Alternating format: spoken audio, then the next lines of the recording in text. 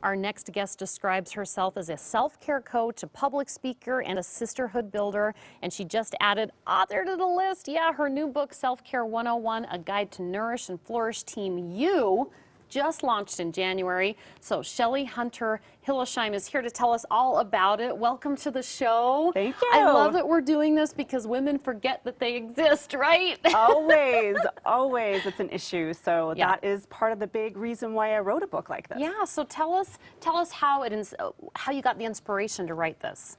Yes, good question. And there's a little backstory to that. But this time last year, I was actually looking to develop my first group program to work with women because I had been primarily coaching one-on-one. Yeah. And I'd been working with someone to help me put that together. Yes. And in that process, as I was bringing research to the table, a lot of information was coming forward about how self-care really was showing up for me. Like that term even was showing up for me in the research. And unfortunately, this coach didn't really see that as a viable, marketable option. Really? Yes, but it just kept showing up. And I said, you know what?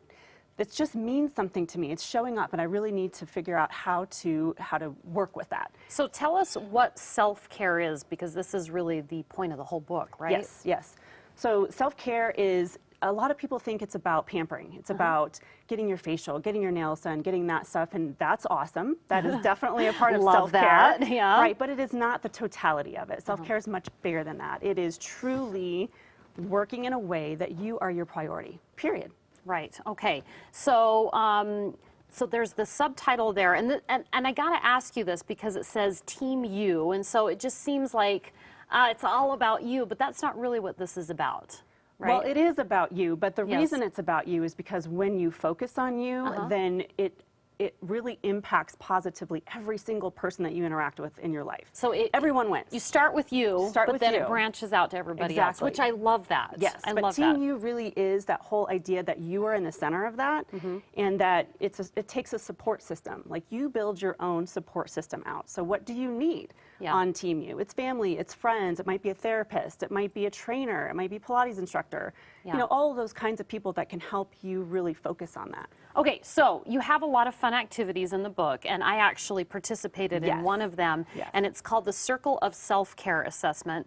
Why don't you walk us through this, and I'll kind of chime into what I found out about myself. Yes, yes. So this is one of the assessments that I talk about in the beginning of the book. Okay. And it's really to help the women that are reading the book guide themselves about where priorities show up for them. Okay. So it's not really a balance wheel or anything like that. It's like, okay, where am I on this? And the way that you complete this is if you are completely satisfied with that particular segment of your self-care, then you put a dot on the outer edge of the circle. Okay. If you're completely dissatisfied, then the dot goes on the center of the circle. Yes.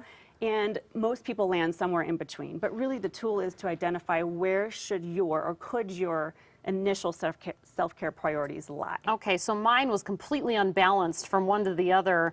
I noticed that I'm deficient in inner peace, social life, and silence and stillness. Wow.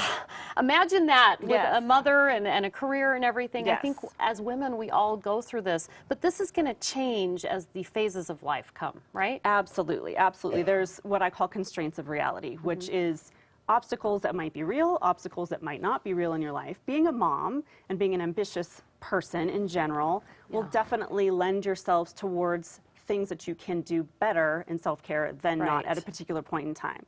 But how do you manage that? How do you navigate that? How do you truly wake up every day and make you a self-care priority regardless of the obstacles, regardless of the circumstances, but being really aware that those exist. Okay, I'm just glad you opened my eyes to what I'm deficient in, and maybe I can become a little more balanced. Right. I could talk to you for hours, but we have to wrap up, so you're going to have to buy the book, right? Buy the book, please. To get more information. Yes. I would love to have you back on. So in April, Shelley will be launching a virtual group program based on her book. It's called Self-Care 101, Igniting Team You. If you add yourself to the VIP list, you can get 50% off the retail program price, and all you have to do is text Self-Care Rocks to the number 44222. And for more information, call 720-583-4456 or visit selfcare101book.com. Thanks. Thank you so much. Coming up on Colorado's Best, good old-fashioned comfort